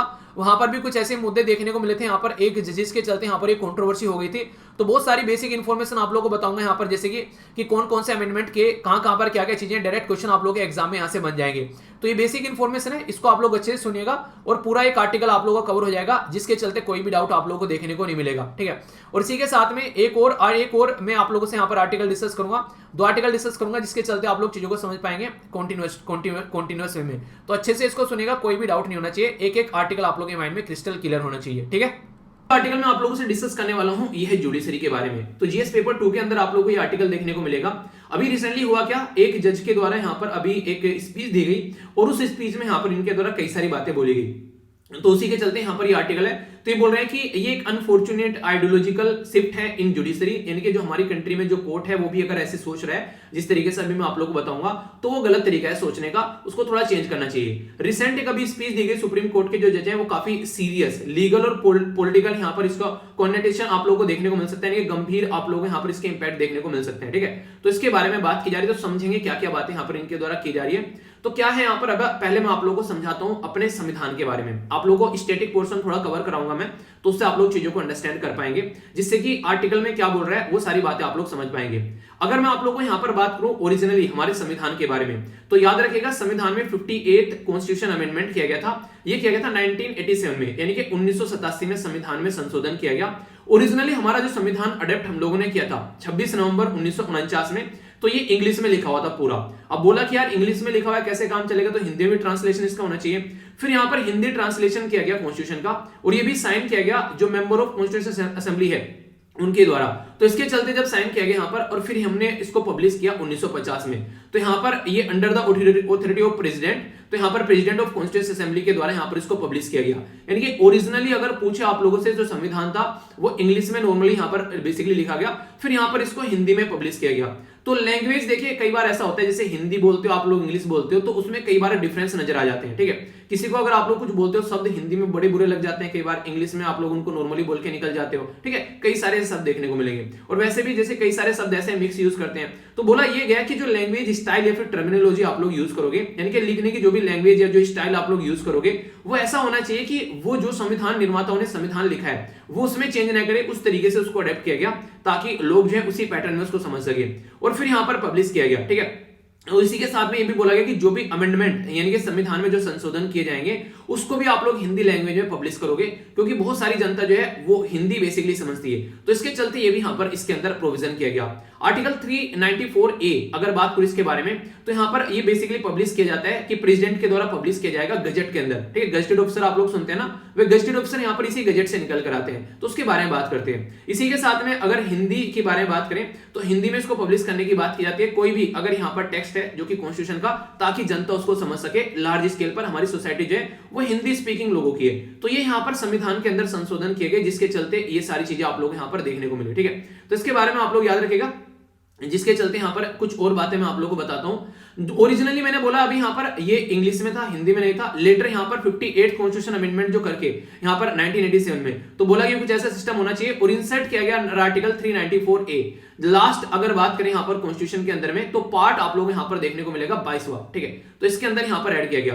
तो क्या बोला गया यहाँ पर इसके अंदर, ये प्रेसिडेंट जो है हमारे देश के अंदर में अगर बात करें, तो पब्लिश करेंगे, एक तरीके से उनकी ऑथोरिटी है कि कॉन्स्टिट्यूशन जो है वो हिंदी लैंग्वेज में यहाँ पर पब्लिश होना चाहिए, और उसकी स्टाइल टर्मिनोलॉजी जो है वो बिल्कुल भी चेंज नहीं होनी चाहिए। इस तरीके से इसको लेकर चलना है। तो एवरी अमेंडमेंट जो होगा वो भी आप लोग यहाँ पर बेसिकली लाएंगे हिंदी और इंग्लिश में, ताकि जनता यहाँ पर समझ सके, और पब्लिश किया जाएगा। ओरिजिनल टेक्स्ट जो है, ओरिजिनल टेक्स्ट इंग्लिश में पब्लिश किया जाएगा यहाँ पर हिंदी में, उसको लेकर चलें, पर लेकिन उसका मीनिंग कोई भी चेंज नहीं करना चाहिए, और सारी चीजें जो है प्रेसिडेंट ऑफ इंडिया के हिसाब से चलेंगी। ये तो हो गई बेसिक इंफॉर्मेशन, जिसके चलते यहाँ पर इसके बारे में आप लोगों से बात की। अब इंपॉर्टेंट मुद्दा आप लोगों को बताता हूं, जो कि आप लोगों को यहाँ पर समझना है बेसिकली।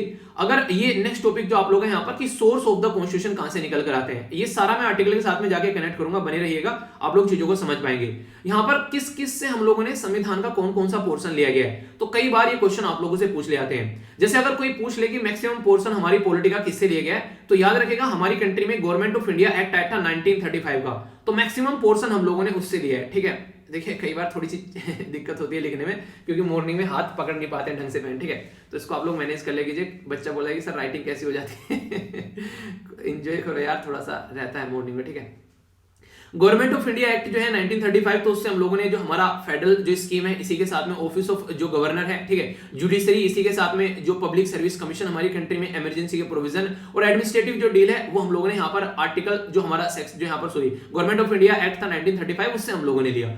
दूसरा ब्रिटिश कॉन्स्टिट्यूशन से हम लोगों ने क्या लिया, जैसे कि पार्लियामेंट्री सिस्टम हो गया, रूल ऑफ लॉ हो गया, लेजिस्लेटिव प्रोसीजर हो गया, सिंगल सिटीजनशिप, इसी के साथ में कैबिनेट का सिस्टम हो गया, पार्लियामेंट्री, और ये सारी चीजें हम लोगों ने ब्रिटेन यानी कि यूके से लिए। यूएसए से हम लोगों ने फंडामेंटल राइट्स वगैरह, जिनको आज की डेट में आप लोग मौलिक अधिकार बोलते हैं हिंदी में, ठीक है। जुडिशरी इंडिपेंडेंट होनी चाहिए, कोई उसको कुछ न बोले।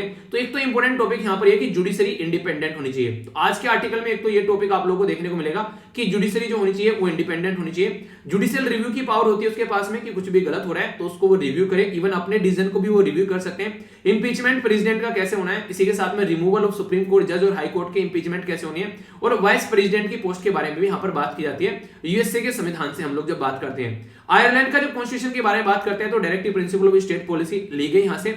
और नॉमिनेशन जो हमारी कंट्री में राज्यसभा के मेंबर होते हैं उनका मेथड क्या है, इलेक्शन ऑफ प्रेसिडेंट भी हम लोगों ने आयरलैंड से ही लिए हैं, ये भी इंपॉर्टेंट पॉइंट है जो पता होना चाहिए।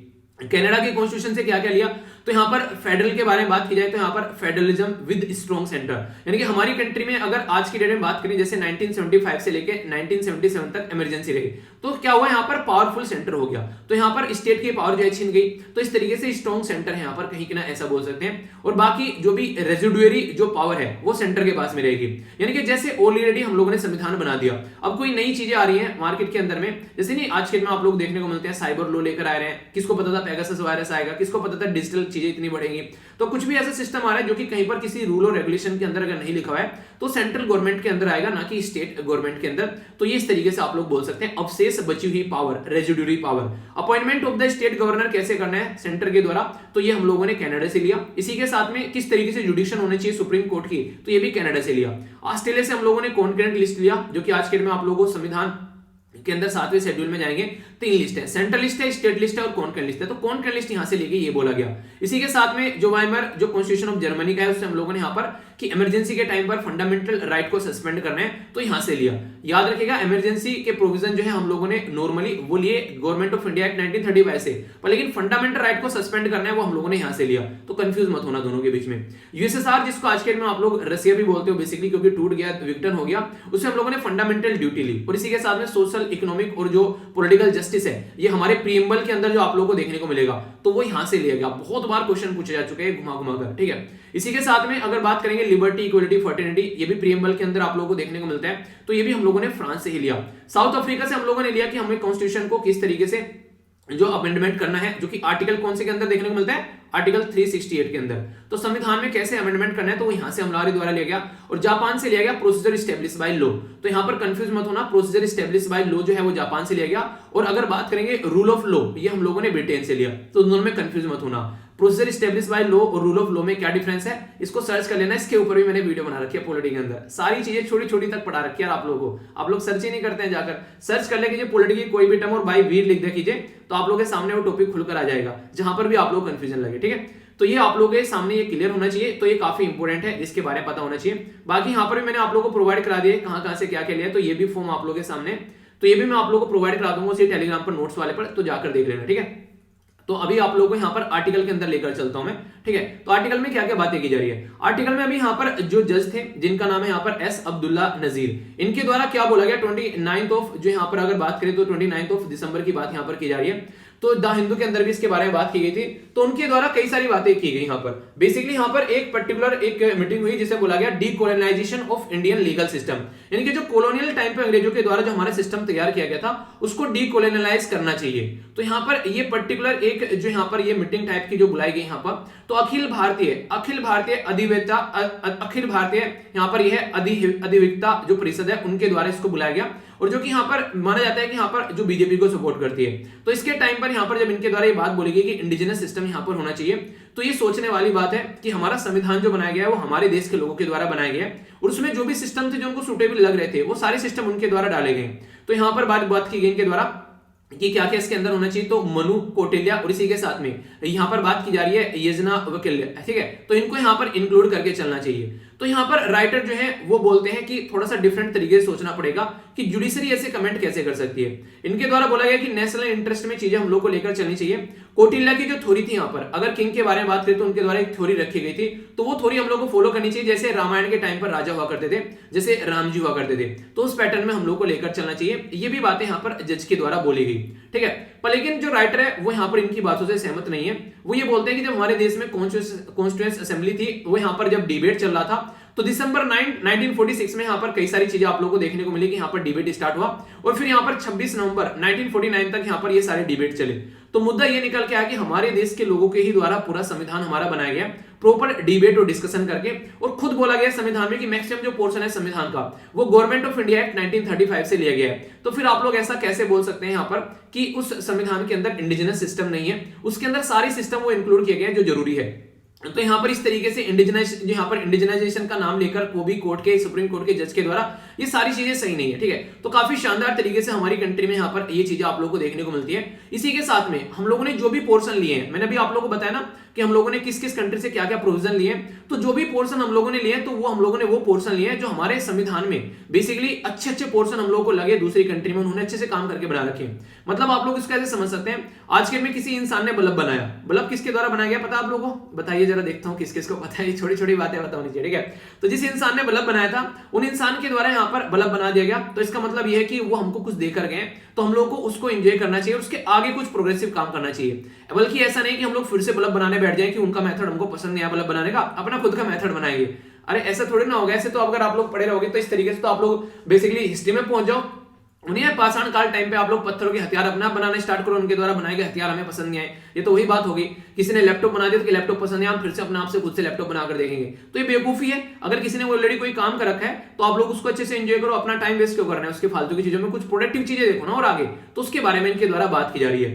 तो यहाँ पर अभी ऐसी जो चीजें इनके द्वारा बोली गई बेसिकली, तो उसके चलते प्रेजेंट टाइम पर हमारी कंट्री में कई सारे इश्यूज देखने को मिल रहे हैं। जैसे अभी यहाँ पर डेमोक्रेसी के बारे में बात करें तो हमारी कंट्री का जो फ्रीडम इंडेक्स है उसके बारे में, हंगर इंडेक्स के बारे में हमारी जो रैंक है काफी नीचे चली गई रिसेंटली अभी, और मॉब के काफी ज्यादा वायलेंस देखने को मिल रहे हैं, धर्म के नाम पर, कन्वर्जन के नाम पर वो सारी चीजें देखने को मिल रही है। तो हमारा देश तो आजाद है, ये सारी चीजें तो हम लोग खुद ही लेकर आ रहे हैं सारे, तो ये फिर हमारी सोसाइटी में शांति बनाने का काम क्यों नहीं कर रहे हैं? ये तो आप लोगों को देखना चाहिए। यहाँ पर आज की डेट में जो भी चीजें हमारे देश में हो रही हैं अकॉर्डिंग टू द राइटर, तो वो सारी चीजें कहीं ना कहीं हमारे देश के लोगों के द्वारा ही बनाए गए ना। कुछ पहली गवर्नमेंट बना के गई, कुछ आज की गवर्नमेंट बना रही है, तो उनके द्वारा जो भी यहाँ पर कानून बनाया गया उनसे तो शांति नहीं हो रही है, उनसे तो दिक्कतें देखने को मिल रही है। तो फिर यहाँ पर आपका इंडिजिनस सिस्टम जो है वो ढंग से काम क्यों नहीं कर रहा है? तो मोस्ट इफेक्टिव टूल जो है इलेक्टोरल डेमोक्रेसी, वो प्रॉपर वे में चलनी चाहिए थी और उसके ऊपर काम करना चाहिए था, उसको समझना चाहिए था ढंग से, ना कि यहाँ पर आप लोग जो कि अलग अलग चीजें यहाँ पर बताओ। कॉन्स्टिट्यूशन ऑलरेडी जो बनाया गया है वो काफी जद्दोजहद करके, काफी लंबे समय से डिबेट डिस्कशन करके बनाया गया, और कॉलोनियलिज्म के नाम पर उस पर अटैक करना ये सही नहीं होगा। आप लोग बहुत करते हैं, आप लोग अगर लगता है कॉलोनियलिज्म सिस्टम है वहां पर, तो क्यों नहीं हटा रहे हो यहाँ पर देशद्रोह का जो चार्ज लगाया जाता है, ठीक है। ये भी तो कॉलोनियल टाइम पर लगाया जाता था, ये यहाँ पर उन्होंने तो हटा दिया अपने देश में से, हम लोग आज भी नहीं हटा पा रहे हैं, तो आप लोग क्यों नहीं हटा रहे उसको? फिर आप लोग ये बताओ, अगर आप लोग को डीकोलोनाइज ही करना है तो ऐसी चीजों को डीकोलोनाइज करो ना जो खुद वो अपने आप भी यूज नहीं कर रहे हैं और आप लोग को पकड़ा रखा है लॉलीपॉप और आप लोग उसको एंजॉय कर रहे हो, तो इनको हटाओ। आप लोग इनको हटाना चाहिए, आप लोग इनको हटा ही नहीं रहे हो। तो ये चीजें हटाने वाली, जबकि संविधान के बारे में इस तरीके से, अपने सिस्टम के बारे में इस तरीके से बोलना वो सीरियस यहाँ पर सही नहीं है। तो इसी के साथ में कुछ और बातें इनके द्वारा बताई गई है कि एक यहाँ पर हमारी कंट्री में बात करें, जज थे अरुण मिश्रा साहब, उनके द्वारा फरवरी 2020 में यहाँ पर स्पीच दी गई। तो प्राइम मिनिस्टर साहब जो मोदी जी हैं उनकी काफी बड़ाई की गई कि वर्सेटाइल, काफी एक जीनियस लीडर है हमारे देश के, ग्लोबली सोचते हैं और लोकली एक्ट करते हैं, मतलब पूरी बड़ाई की गई, किसी इंसान की जितनी बड़ाई करते हैं। ऐसे ही प्राइम मिनिस्टर मोदी साहब की बड़ाई यहाँ पर MR शाह के द्वारा की गई कि काफी पॉपुलर और लव्ड और वाइब्रेंट और विजनरी लीडर हैं। तो राइटर यहाँ पर ये बोल रहे हैं कि यार देखो, आप हो जुडिशरी, ठीक है, और वो है पॉलिटिकल पार्टी, ठीक है। तो एक जुडिशरी अगर पॉलिटिकल पार्टी को इस तरीके से पब्लिकली आकर एक तरीके से वाहवाही करेगी तो लोगों का विश्वास उठ जाएगा जुडिशरी पे से, कि कल को अगर कोई भी यहाँ पर जो पॉलिटिकल पार्टी कुछ उल्टा सीधा कर रही है तो जुडिशरी उसको सपोर्ट कर रही है। तो यहाँ पर जो दोनों कमेंट यहाँ पर किए गए वो बिल्कुल गलत है, क्योंकि हमारे संविधान में already basically separation of power के बारे में मेंशन किया गया है कि हाँ जुडिशरी जो है वो अलग रहेगी और एग्जीक्यूटिव अलग रहेगी। तो ये तो अनफॉर्चुनेट है अगर आप लोग जज होकर यहाँ पर इस तरीके से पॉलिटिकल लोगों की बड़ाई कर रहे हैं। वो अलग बात है कि आप लोग बोल सकते हैं कि हम इंडिपेंडेंट हैं, हम अपने हिसाब से हम भी इंडिपेंडेंट है, इस तरीके से बातें बोल सकते हैं। पर लेकिन जिस पोस्ट पर आप लोग बैठे हैं उस पोस्ट पर बैठे हुए आप लोगों को कुछ चीजें यहाँ पर बेसिकली समझनी पड़ेगी, ऐसा बोलने की बात की जा रही है यहाँ पर, ठीक है। ये बिल्कुल ऐसे है जैसे मान लीजिए आज के डेट में मैं आप लोगों को एज ए टीचर पढ़ा रहा हूँ, ठीक है, तो कल को चलकर मैं कुछ भी यहाँ पर तो सारी अच्छी अच्छी बातें बता रहा हूँ और फिर यहाँ पर फेसबुक पर जाकर कुछ भी उल्टी सीधी चीजें पोस्ट करने लगूँ वहां पर, ठीक है। हाँ, वो एक अलग बात है कि मेरा मन कर रहा है कुछ ऐसी चीजें पोस्ट करने का जिसके ऊपर डिबेट डिस्कशन किया जा सकता है, तो वहां पर कोई बोलने लगे कि सर ये नहीं करनी है, तो वो एक अलग मुद्दा हो जाता है। पर लेकिन एक लिमिटेड दायरे में रहकर काम करना पड़ेगा, क्योंकि मेरा कुछ बोले हुए शब्द जो है वो इंपैक्ट डालते हैं। कम से कम अभी यहाँ पर 1 मिलियन लोग हम लोग होने वाले हैं, ठीक है, तो लगभग इतने सारे लोग जुड़े हुए हैं, तो वो उनके ऊपर इंपैक्ट पड़ता है। तो मुझे अपनी लैंग्वेज सभ्य रखनी पड़ेगी, मुझे एक सोच समझकर शब्द बोलने पड़ेंगे, तो वो चीजें हम लोग को आगे लेकर चलनी पड़ेगी। तो उस तरीके का मुद्दा आप लोग यहाँ पर लेकर चलना पड़ेगा, ठीक है। तो काफी इंपॉर्टेंट है, जिसके बारे में आप लोग समझ सकते हैं। ओके, एक काफी इंपॉर्टेंट क्वेश्चन के बारे में मैंने आप लोगों से बात की थी, जिसका आंसर मैं आप लोगों को बताऊंगा। क्वेश्चन का बेसिकली टॉपिक आप लोगों को यहाँ पर कवर हो जाएगा। ये बात करें फिल्म सर्टिफिकेशन बोर्ड के बारे में, तो फॉरेन फिल्म अगर हम लोग किसी देश से लेकर अपने देश में आते हैं, तो क्या यहाँ पर हम लोग उनको, हमारा जो फिल्म सर्टिफिकेशन बोर्ड है, क्या वो इसको सर्टिफिकेट देता है? तो यहां पर बोला गया foreign film imported to India does not need a, जो यहां पर जो फिल्म सर्टिफिकेशन बोर्ड से सर्टिफिकेशन, ये बोला गया है। डब्ड मूवी अगर एक लैंग्वेज से दूसरी लैंग्वेज उस मूवी को डब करते हैं, जैसे हम लोग साउथ इंडिया की जो मूवीज हैं उनको हिंदी लैंग्वेज में डब कर देखते हैं, क्या उसको सर्टिफिकेशन की जरूरत है? तीसरा बोला गया कि एस कैटेगरी के जो सर्टिफिकेशन यहां पर है वो रिस्ट्रिक्टेड रहती है। तो ये पूरा टॉपिक मैं आप लोगों को कवर करा दूंगा, और ये ऐसा है कि सर्च भी करोगे तो आप लोगों को जल्दी से मिलेगा नहीं। विकिपीडिया पे भी इसके बारे में पूरी इंफॉर्मेशन आप लोगों को देखने को नहीं मिलेगी। तो कई जगह से सर्च करके ये डेटा लेकर आया हूं ताकि आप लोगों का टॉपिक कवर हो जाए। और अभी यहाँ पर ये शायद गुजरात पीसीएस के अंदर ये क्वेश्चन पूछा गया था, ठीक है, अच्छा क्वेश्चन लगा मुझे, यूपीएससी के लेवल का क्वेश्चन बना रखा है, काफी अच्छा, ठीक है। अगर बात करें यहाँ पर central board of film certification board हमारे देश में ये 1952 में आया। तो आज की डेट में हमारे देश में कोई भी मूवी आती है, कोई भी सीरियल आता है, कोई भी कमर्शियल सीरीज आती है, तो सारे यहाँ से सर्टिफिकेशन लेकर जाते हैं इस पर्टिकुलर बोर्ड से। इसको यहाँ पर इंडिया का सेंसर बोर्ड भी बोलते थे, क्योंकि बहुत सारी चीजों को ये रोकता था, तो सेंसर बोर्ड भी इसका नाम रख दिया गया था। किसके अंडर आते हैं? तो इंपॉर्टेंट है यहाँ पर ministry of information and broadcasting के अंदर आते हैं। अगर आज की डेट में मोटे मोटे तौर पर आप लोगों से बातें करूं, हर साल लगभग यहाँ पर 1200 के करीब यहाँ पर मूवीज हमारे देश में बड़ी और छोटी बनाई जाती हैं, अलग अलग लैंग्वेज में, लोकल एरिया में, और इसके चलते यहाँ पर लगभग 15 मिलियन के करीब जो लोग हैं वो मूवीज देखते हैं हर एक दिन। सोचिए आप लोग, कहने का मतलब यहाँ पर यह कि हमारी कंट्री में दुनिया भर के लोग जो है मूवीज देखते हैं अलग अलग तरीके से, कोई सिनेमा के अंदर, कोई ऑनलाइन, कोई सीडी के थ्रू, या फिर कोई और दूसरा मीडियम जो भी यूट्यूब या फिर जो भी आज के में ओटीटी प्लेटफॉर्म है उसके बारे में बात करें। प्रेजेंट टाइम पे जो फिल्म इंडस्ट्री है वो 13,800 करोड़ रुपए की है, यानी कि 2.1 बिलियन रुपीस की यहाँ पर आप लोगों को इंडस्ट्री देखने को मिलेगी, जो कि एक बहुत बड़ी आप लोग बातें बोल सकते हैं। और बोला ये जा रहा है कि यहाँ पर ये जो इंडस्ट्री है, ठीक है, ये अभी और बढ़ रही है आगे, यहाँ पर मतलब एक तरीके से और अच्छे लेवल पर बढ़ रही है। जैसे जैसे चीजें आगे बढ़ रही है, कमर्शियलाइजेशन और ज्यादा हो रहा है। टोटल साइज जो था वो 22 बिलियन था 2017 में, नॉर्मल तरीके से देखा जाए तो यहाँ पर 31 बिलियन की बात की गई 2020 में। तो इसका मतलब ये कि आने वाले टाइम में और ज्यादा ये चीजें आप लोगों को बढ़ती नजर आ रही हैं। जैसे बाहुबली जैसी मूवी आ गई, 1000 करोड़ रुपए कमा के गई अकेली मूवी, तो अभी कमर्शियलाइजेशन के फील्ड में ये रिवेन्यू जो है वो और ज्यादा बढ़ रहा है, यहाँ पर और अच्छे लेवल पर चीजें चल रही हैं। तो ऐसे टाइम पर यहाँ पर चीजों को मैनेज करना काफी ज्यादा जरूरी है। जो यहाँ पर central board of film certification है, जिसको आप लोग सेंसर बोर्ड भी बोलते हैं, ये जो बनाया गया यहाँ पर जो काम कर रहा है प्रॉपर वे में, ठीक है। तो यहां पर अगर बात करें तो इसके बारे में बात की जा रही है कि मुंबई के अंदर स्टैब्लिश किया गया था। ये आज की डेट में आप लोगों को इसके अलग अलग मुंबई, चेन्नई, कोलकाता, बेंगलुरु, हैदराबाद, त्रिवेंद्रपुरम, दिल्ली, कटक और गुवाहाटी में इसके आप लोगों को बेसिकली रीजनल ऑफिस देखने को मिल जाएंगे। इसका जो रूल 41 है, सिनेमेटोग्राफी एक्ट 1952 का, 1952 का, तो यहां पर इस सर्टिफिकेशन के बारे में बात करते हैं। किसी भी मूवी को लगभग 68 दिन के अंदर सर्टिफिकेशन जो है उसको मिल जाना चाहिए, ठीक है। तो हालांकि कई बार जल्दी भी हो जाती है चीजें, तो ये मूवी के ऊपर डिपेंड करता है। तो मूवी देखते हैं पहले और उसके बाद में इसको सर्टिफिकेशन दिया जाता है। सर्टिफिकेशन कैसे कैसे होता है, तो वो 4 कैटेगरी में नॉर्मली आप लोगों को देखने को मिलेंगे, जिसके अंदर यहाँ पर कैटेगरी आगे चेंज की गई, ठीक है। अभी मैं आप लोगों को बताऊंगा यहाँ पर बेसिकली अगर बात करें, ये भी जो कैटेगरी आप लोगों को देखने को मिलती है, कौन कौन सी कैटेगरी, कौन कौन सी यहाँ पर चेंज की गई, वो भी बातें करूंगा, ठीक है। यहाँ पर ये इशू मैं भी आप लोगों को बताऊंगा, पहले आप लोग ये कैटेगरी देख लीजिए। टाइप ऑफ सर्टिफिकेशन के बारे में, तो एक होता है ए, आप लोगों ने ए बाय यू लिखा होगा मूवी के अंदर, तो यहां पर है कि यू सर्टिफिकेशन के बारे में बात की जाती है, यानी कि अनइंटरप्टेड। तो ये मूवी जो है ये सारी एज ग्रुप के लिए होती है, यानी कि हर एक एज ग्रुप का बच्चा, इंसान, बड़ा वो देख सकते हैं, ठीक है। जैसे हम आपके हैं कौन, पारिवारिक मूवी, भाग मिल्खा भाग, तो ये सारी बागवान होगी, तो ये पारिवारिक मूवी है। और यहाँ पर इनमें आप लोगों को ये वाला सर्टिफिकेशन देखने को मिलेगा जब भी मूवी स्टार्ट होती है, ठीक है। तो लगभग स्टार्टिंग के 10-12 सेकंड जो ये सर्टिफिकेशन दिखाया जाता है, ताकि आप लोगों को भी आइडिया लग जाए, हालांकि कोई इसके ऊपर ज्यादा नजर डालता नहीं है, ठीक है। दूसरा होता है यू बाई ए सर्टिफिकेशन। तो सर्टिफिकेशन जो होता है ये रिस्ट्रिक्टेड कैटेगरी में है, ठीक है। थोड़ा सा आप लोगों को देखना, कैटेगरी ऑफ अनरिस्ट्रिक्टेड जो पब्लिक एग्जीबिशन में रहते हैं। यहाँ पर एक तरीके से मूवी जो है वो वायलेंस हो गया, कोई ऐसे गलत सीन हो गए, सेक्सुअल सीन हो गए, ठीक है। तो यहाँ पर अबव द 12 ईयर जो है वो आप लोगों को देखने को मिलेगी। यहाँ पर प्रेजेंस ऑफ जो यहाँ पर पेरेंट्स हो गए या फिर गार्जियन हो गए, उनकी प्रेजेंस में देखने को मिलती है, ठीक है। जैसे कि मूवी होगी यहाँ पर बाहुबली हो गई, ये जवानी ये दीवानी हो गई, ठीक है, जिसके अंदर कुछ ऐसी चीजें दिखा रही हैं, कुछ वायलेंस, कुछ ऐसी चीजें, कुछ थोड़ी सी मार काट की चीजें दिखा देते हैं, गला काट के फेंक दिया, ठीक है, वो सारी चीजें, तो ये आप लोग यहाँ पर समझ सकते हैं इसके अंदर आएंगे। फिर कोई सेक्सुअल कंटेंट आ गया अगर थोड़ा, ठीक है, उसके बारे में बात की जा रही है। एक होती है बिल्कुल ही एडल्ट कैटेगरी में आ गई, यानी कि पूरा बिल्कुल एक सेक्सुअल कंटेंट चल रहा है, फिर एक तरीके से ना पूरी एक तरीके से बीएफ टाइप की मूवी पूरी चल रही है यहाँ पर, उसके बारे में बात की जाती है। तो ये 18 साल से ऊपर का एज का कोई पर्टिकुलर पर्सन है तो उसको यहाँ पर ये देखने के लिए अलाउ किया जाता है, जैसे डर्टी पिक्चर, ठीक है, जिस्म 2 हो गया, ये ऐसी मूवी, तो उनके लिए यहाँ पर आप लोगों को ये पर्टिकुलर बाई ए आप लोगों को देखने को मिलेगा, ये सर्टिफिकेशन दिया जाता है। तो ये अलग अलग कैटेगरी के सर्टिफिकेशन है। फोर्थ कैटेगरी का जो सर्टिफिकेशन है यहाँ पर वो एस सर्टिफिकेशन इसको नॉर्मली बोलते हैं, ये विशेष सर्टिफिकेशन के नाम से भी जाना जाता है, यानी कि जैसे कि इंजीनियर हो गए, डॉक्टर हो गए, उनके लिए स्पेसिफिक कोई मूवी बनाई गई है, ठीक है, तो उसके चलते यहाँ पर कोई डॉक्यूमेंट्री बनाई गई है, तो वो इस कैटेगरी में आप लोगों को देखने को मिलेगी, तो ये सर्टिफिकेशन दिया जाता है। अब इंपॉर्टेंट मुद्दा यह कि सर्टिफिकेशन जो है वो इशू किए जाते हैं फॉरेन और डब्ड मूवी के लिए भी, ठीक है, यानी कि सबके लिए सर्टिफिकेशन यहाँ पर दिए जाते हैं। इन जनरल अगर बात करें जो यहाँ पर central board of film certification है, ठीक है, तो वो इशू नहीं करता है certification separately to the dubbed movie, यानी कि अलग से नहीं करता है उसको, क्योंकि ऑलरेडी वो है तो मूवी पर, लेकिन अलग से सेपरेट नहीं करता, पर लेकिन सर्टिफिकेशन जरूर लेता है, ऐसा नहीं कि बिना सर्टिफिकेशन के काम चल जाएगी।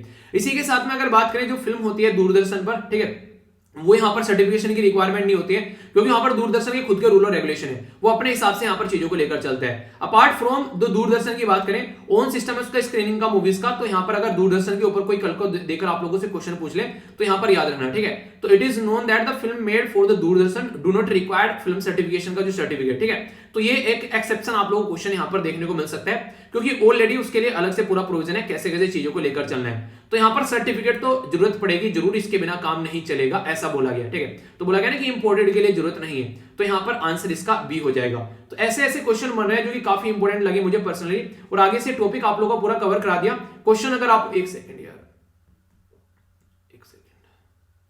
अगर आप लोगों को कोई यहाँ पर पूछ रहे तो आप लोगों को इसको लेकर कंफ्यूजन में नहीं आना है, ठीक है, तो इसीलिए मैंने आप लोगों को डिटेल में ये टॉपिक कवर करा दिया, और क्वेश्चन भी आप लोगों को हो गया, पता चल गया आप लोग कैसे यहाँ पर चीजें देखने को मिलती हैं। ओके, तो ये था इसके बारे में पूरा टॉपिक। आई होप कि आप लोगों के माइंड में क्लैरिटी हो गई होगी। सॉरी यार, थोड़ा सा ना गला थोड़ा सा ऐसे ही हो रहा है, ठीक है। यहाँ पर अगर बात करें तो एनुअल फ्रंटियर रिपोर्ट के बारे में यहाँ पर बात की जा रही है, तो ये मैंने आप लोगों से क्वेश्चन पूछा था, तो इनके आंसर देख लेते हैं। तो इसका क्वेश्चन का आंसर आप लोगों को देखने को मिलेगा ए है, जो कि मैंने डिटेल में आप लोगों से डिस्कस भी किया था। देखिए शाम को जो वीडियो आती है ना, आप लोग उसको रेगुलर देखेगा, उसमें इंडियन एक्सप्रेस के और पीआईबी के आर्टिकल मैक्सिमम डिस्कस किए जाते हैं, ठीक है, तो पढ़ाई आप लोगों की अच्छी होती रहेगी, ठीक है। इसी के साथ में यहाँ पर ये मैंने डिस्कस किया था, तो 86 कॉन्स्टिट्यूशन अमेंडमेंट यहाँ पर ये याद रखिए, काफी डिटेल में आप लोगों से यहाँ पर चीजें डिस्कस की थी, कोई भी डाउट इसको लेकर आप लोगों के माइंड में नहीं होना चाहिए। इसी के साथ में यहाँ पर येलो रिवोल्यूशन मैंने इसलिए बोला था क्योंकि ईडेबल ऑयल जो है वो काफी ज्यादा न्यूज में है, और जो आप लोगों की वीडियो आएगी 10 बजे उसमें मैंने काफी डिटेल में ईडेबल ऑयल भी कवर किया है, क्योंकि ये कॉन्सेप्ट ऐसा है जो कि एग्जाम में क्वेश्चन आप लोगों के बनने के चांसेस है। हमारी कंट्री के ऊपर कई सारे अभी यहाँ पर दिक्कत पड़ गई है इस मुद्दे को लेकर, तो ये कॉन्सेप्ट भी आप लोग जरूर देखिएगा, ठीक है। तो कैसा रहा आज का ये डिस्कशन आप लोग जरूर बताएगा, बाकी जो भी दिक्कत हो परेशानी हो उसको जरूर बताना, अगर टाइम मिलेगा तो उसको जरूर देखेंगे। अपना ध्यान रखिए, और पीडीएफ यहाँ से जाकर डाउनलोड कर लेना टेलीग्राम से, और जो मंथली वीडियो होगी उसकी पीडीएफ टेलीग्राम पर प्रोवाइड करा दूंगा। तो नेक्स्ट लेक्चर में मिलता हूं, तब तक अपना ध्यान रखिए। बड़ों का नमस्ते, छोटों को प्यार, छोटी सी लाइफ एंजॉय करा। मिलता हूं नेक्स्ट लेक्चर में, तब तक के लिए जय हिंद। और हाँ, वो वीडियो वही देखेगा जो रियलिटी में सीरियस होकर एग्जाम की तैयारी करें, क्योंकि टाइम पास नहीं रहता, एक एक पॉइंट जो रहता है इंपॉर्टेंट रहता है, क्योंकि उसमें हर एक चीज जो रहती है वो इंपॉर्टेंट चीज कवर करने की कोशिश की जाती है। इसलिए वो ऐसा नहीं कि वहां पर मौज मस्ती, वहां पर बिल्कुल सटीक तरीके से एक एक पॉइंट आप लोगों के माइंड में क्लियर होना चाहिए। तो जिसको लगे रियलिटी में सीरियस होकर तैयारी कर रहा है तो देखेगा, वरना तो चीजें चली रही हैं, ठीक है। तो अपना ध्यान रखिए, और पीडीएफ टेलीग्राम पर प्रोवाइड करा दूंगा। ओके, तब तक के लिए मिलता हूं नेक्स्ट लेक्चर में। जय हिंद।